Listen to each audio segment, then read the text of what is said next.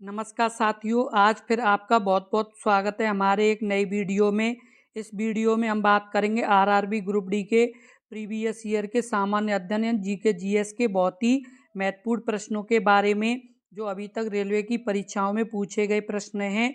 और हमारे YouTube channel को सब्सक्राइब कर लें, जिससे आपको हमारी अगली वीडियो हम जब भी अपने यूट्यूब चैनल पर अपलोड करेंगे तो आपको सबसे पहले नोटिफिकेशन मिल जाएगी, क्योंकि हम रेलवे परीक्षा के बहुत ही महत्वपूर्ण प्रश्नों की वीडियो अपने यूट्यूब चैनल पर डालेंगे, जो आपके रेलवे एग्जाम के लिए बहुत ही महत्वपूर्ण होगी। इसलिए हमारे यूट्यूब चैनल को ज़रूर सब्सक्राइब कर लें।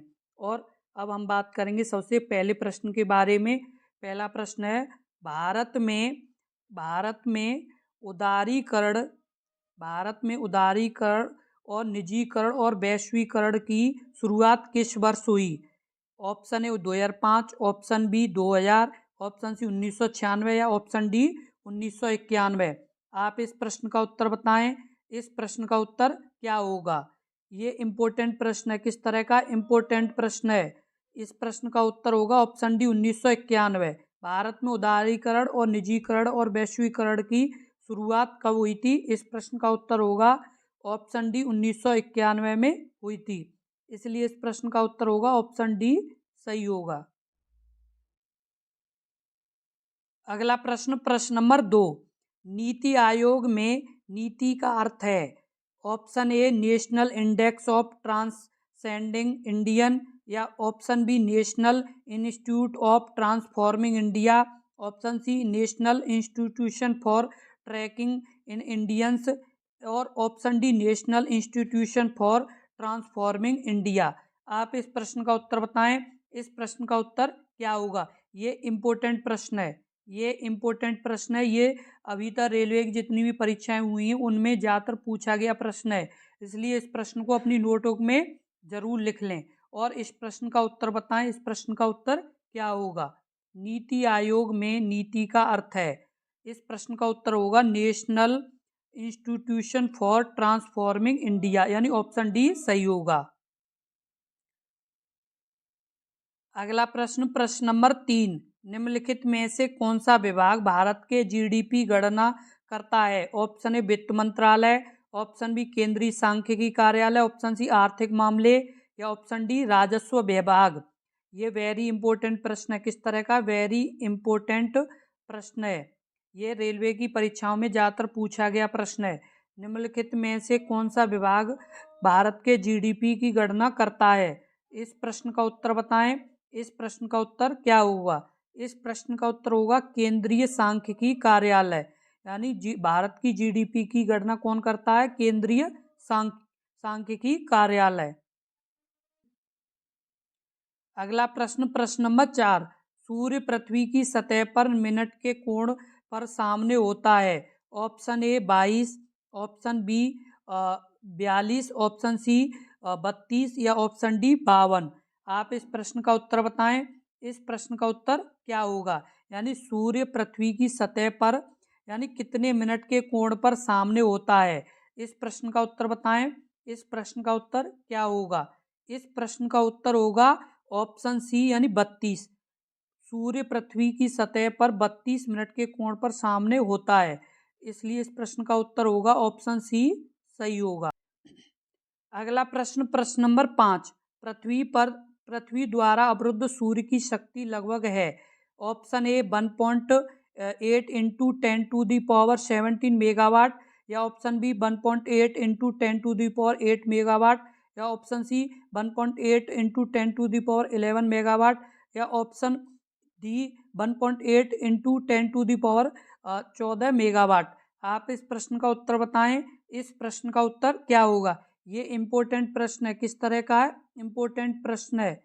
इसलिए हमारी वीडियो को बहुत ही ध्यानपूर्वक देखें, क्योंकि हम ज़्यादातर इम्पोर्टेंट प्रश्न की ही अपने वीडियो बना रहे हैं, जो आपके रेलवे एग्जाम के लिए बहुत ही महत्वपूर्ण है। इस प्रश्न का उत्तर बताएं। इस प्रश्न का उत्तर क्या होगा? पृथ्वी द्वारा अवरुद्ध सूर्य की शक्ति लगभग है। इस प्रश्न का उत्तर क्या होगा? इस प्रश्न का उत्तर होगा 1.8 इंटू 10⁻11 मेगावाट, यानी इसलिए इस प्रश्न का उत्तर सही होगा ऑप्शन सी। अगला प्रश्न प्रश्न नंबर 6, ब्रिटिश की ग्रीष्मकालीन राजधानी थी। Option A Dalhousie, option B Ooty, option C Shimla या ऑप्शन डी दार्जिलिंग। यानी ब्रिटिश लोग जब यहाँ भारत में रहते थे तो उनकी ग्रीष्मकालीन राजधानी क्या थी?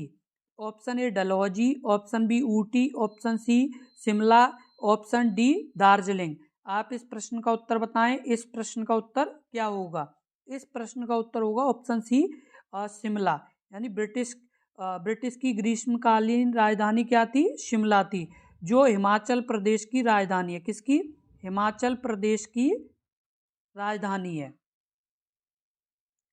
अगला प्रश्न प्रश्न नंबर 7, भारत के संविधान में भाईचारे की भावना किस देश से प्रेरित है?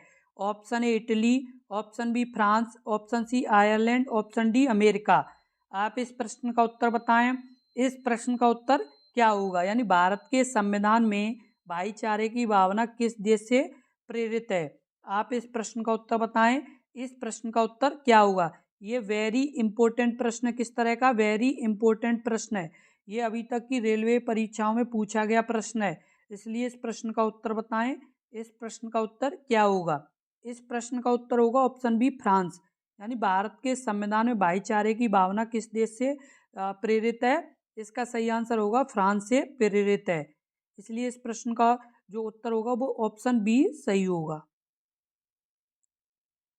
कृपया आगे वीडियो देखने से पहले एक बार हमारे YouTube चैनल को सब्सक्राइब कर दें और वीडियो को ज़्यादा से ज़्यादा शेयर कर दें और एक बार वीडियो को लाइक कर दें। अगला प्रश्न प्रश्न नंबर 8, आर्य संस्कृति के सर्वोच्च काल में गंगा घाटी के जनपद जो संख्या में थे महाजनपद बन गए थे। Option A 16, option B 14, option C 15, option D 18। आप इस प्रश्न का उत्तर बताएं। इस प्रश्न का उत्तर क्या होगा? आप इस प्रश्न का उत्तर बताएं। इस प्रश्न का उत्तर क्या होगा? इस प्रश्न का उत्तर होगा ऑप्शन ए यानी 16।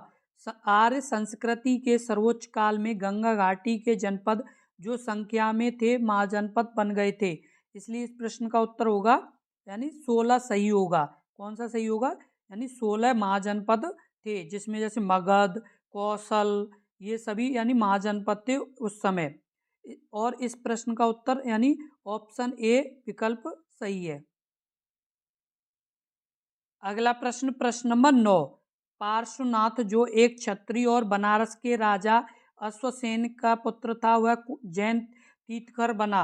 ऑप्शन ए 23वां, ऑप्शन बी प्रथम, ऑप्शन सी 24वां या ऑप्शन डी द्वितीय। आप इस प्रश्न का उत्तर कमेंट बॉक्स में लिखें। ये वेरी वेरी इंपॉर्टेंट प्रश्न है। किस तरह का? वेरी वेरी इंपॉर्टेंट प्रश्न है। ये अभी तक की रेलवे परीक्षाओं में ज़्यादातर पूछा गया प्रश्न है।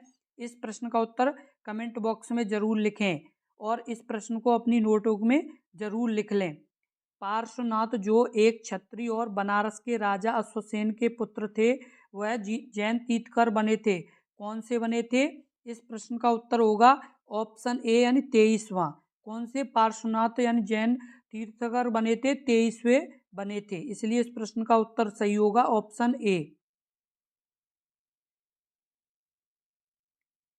अगला प्रश्न प्रश्न नंबर 10, सत्तरवर्षीय युद्ध किन दो देशों के बीच लड़ा गया था?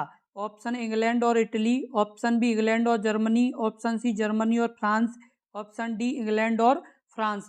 यानी सत्तरवर्षीय युद्ध किन दो देशों के बीच लड़ा गया था? इस प्रश्न का उत्तर बताएं। इस प्रश्न का उत्तर क्या होगा? इस प्रश्न का उत्तर होगा ऑप्शन डी इंग्लैंड और फ्रांस।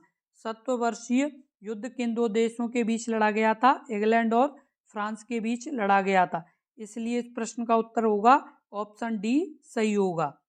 इस तरह की वीडियो देखने के लिए हमारे YouTube चैनल को सब्सक्राइब कर लें, क्योंकि हम इस तरह के ही बहुत ही महत्वपूर्ण प्रश्नों की वीडियो अपने YouTube चैनल पर अपलोड करेंगे, जो आपके रेलवे एग्जाम के लिए बहुत ही महत्वपूर्ण वीडियो हैं, क्योंकि ये ही प्रश्न आपकी रेलवे की परीक्षाओं में पूछे जाते हैं। इसलिए हमारे YouTube चैनल को ज़रूर सब्सक्राइब कर लें और वीडियो को शेयर कर दें।